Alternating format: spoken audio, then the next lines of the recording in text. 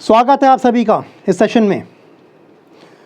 कहा जाता है कि रोड पे कोई वस्तु पड़ी हो तो उसे उठाना नहीं चाहिए, चाहे वो कीमती वाला आईफोन ही क्यों ना हो, चाहे वो बहुत बड़ा नोट की गड्डी क्यों ना हो, क्योंकि कभी कभी नुकसानदायक भी हो सकता है। In case you find something on the road, may be a packet, a small packet, it could be iPhone, the costliest one, or a bundle of notes. It is better not to touch that. Reason, there could be any kind of a danger. It's also possible that somebody must have lost. You must be doing with a good intention, no doubt in this. But at times, it proves dangerous. So आज मैं एक कहानी बताने वाला हूँ इसी से कुछ संबंध रखते हुए। So that is called a Trojan horse.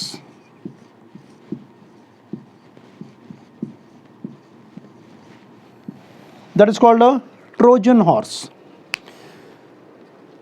पहले, काफ़ी पहले, प्राचीन काल में, Troy was a very strong kingdom, and the country Greece found it very difficult to capture that kingdom. Troy was very small, very powerful.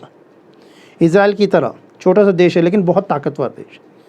बड़े देश जैसे Greece उसे कब्जा करना चाहता था, उस पर कब्जा करना चाहता था, लेकिन हमेशा विफल ही रहा। One day they decided to play a trick. So what they did, they made a very big wooden horse. लकड़ी का घोड़ा बनाया उन्होंने।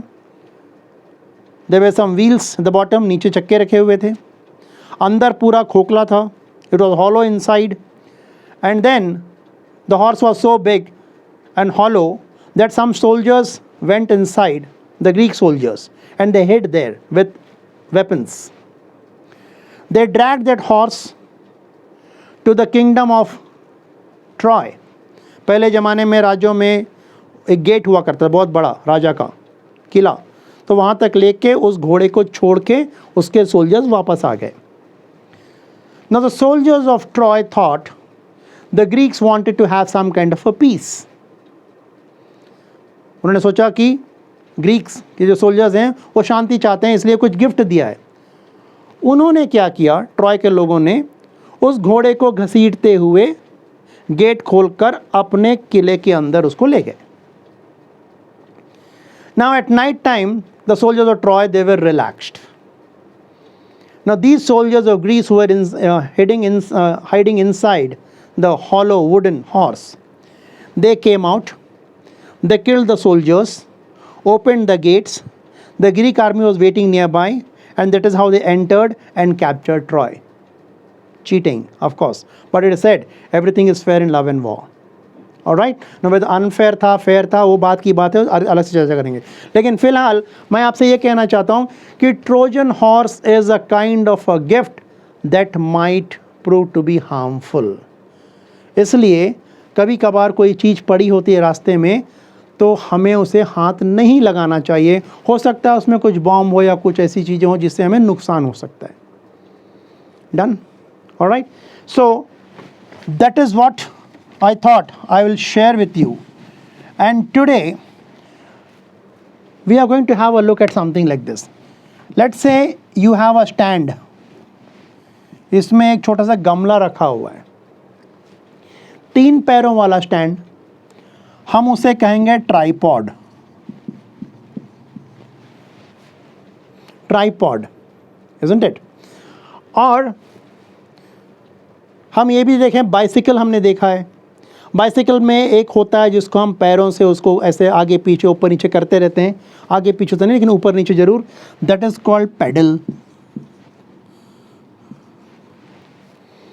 इंग्लिश में एक और शब्द है, वो है पेडल। ये पेडल है, ये पेडल है, ये नाउन है, संज्ञा है, ये है क्रिया, verb. Now if we have a look, we find that POD or PED, they have got something to do with foot, पैर से संबंध रखने वाला। So when we say tripod, 3 पैरों वाला स्टैंड जिसमें हम गमला या कुछ रख सकते हैं। Yes, getting that? All right.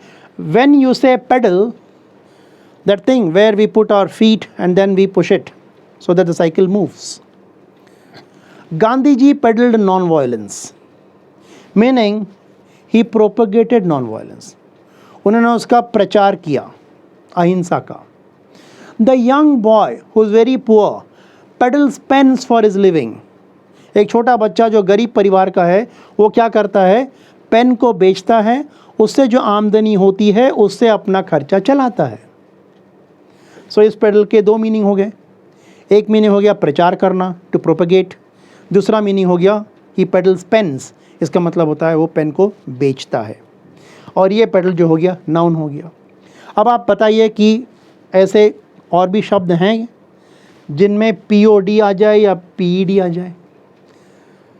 There were certain impediments in my work. Impediments. Now what are impediments? Impediments are obstacles. कुछ बाधाएं. इसलिए हम कहते हैं हे मेरे काम में टांग ना अड़ाना.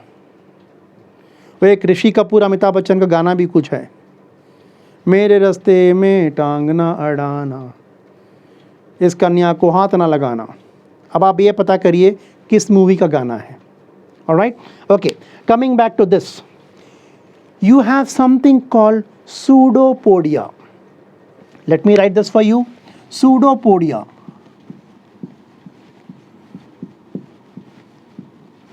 Pseudo is false. Pod is legs. False legs is called pseudopodia. Right? Now, can we have any other word which has PED, ped? We are all bipeds. Bi is two, ped is legs or feet. दो पैरों पे चलने वाले हम लोग. A cat, a tiger, a lion, they are called quadrupeds. चार पैर पे चलने वाले. There is a creature which is called centipede. अब इसका मतलब क्या होगा बता दीजिए. Centipede. अब सेंट का मतलब आपको पता है क्या होता है, तो इसे cent% marks. सेंचुरी मतलब 100. cent% marks 100 में 100. सेंचुरी 100 बना दिया. सेंटीपीड, सेंट का मतलब होता है 100, पेड का मतलब होता है पैर, 100 पैरों वाला creature. Right? So what have you noticed? PED ped or POD pod, they have got something to do with foot or I said legs. So next time when you find a word which is a word like quadruped or biped और pseudopodia, आपको घबराने की ज़रूरत नहीं है. अगर कभी कभी ये वाला शब्द आता है pseudopodia, राइट? और पोडियम, वो स्टैंड जहाँ पे खड़े रहते हैं हम लोग, भाषण देते हैं या क्लास लेते हैं. Okay, so you can always break words like this to the best possible extent, and if it is breakable, and you can make words like this. The moment you see the word pod, it means it has got something to do with the word feet or पैर. आज के लिए बस इतना ही. अगले session में कुछ और शब्दों के साथ मैं आपके समक्ष हाजिर हो जाऊंगा. लेकिन हमेशा की तरह एक ही गुजारिश है, आपको कभी भी कुछ पूछना हो इस नंबर पर आप व्हाट्सएप कर दीजिए या मेल कर दीजिए. आपको FCAT की तैयारी करनी हो, NDA की तैयारी करनी हो, CDS की तैयारी करनी हो, या इन सब का मिलाकर तैयारी करना हो, feel free to call us and we'll be there to guide you in the best possible manner. Thank you. Take care of yourselves.